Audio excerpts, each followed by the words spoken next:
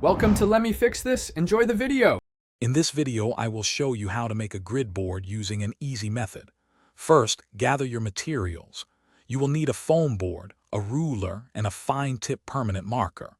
A good quality foam board, about 1/8 inch thick, works best for a sturdy base.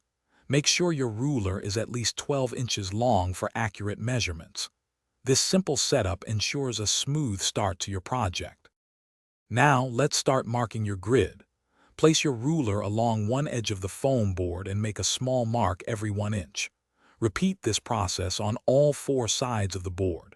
Precision is key here, so take your time to ensure each mark is accurate. These marks will serve as your guides for drawing the grid lines, making the next step much easier and more consistent. With your marks in place, it's time to draw the grid lines. Align your ruler with 2 corresponding 1-inch marks on opposite sides of the board. Carefully draw a straight line connecting them. Complete all your horizontal lines first, then rotate the board and draw all the vertical lines. Aim for consistent pressure to achieve clear, uniform lines across your entire grid board. This step brings your grid to life.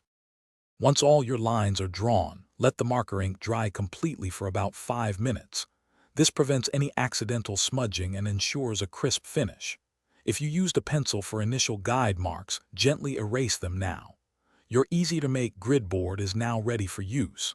It's a versatile tool, perfect for various tasks like planning layouts, organizing ideas, or even as a base for crafting projects.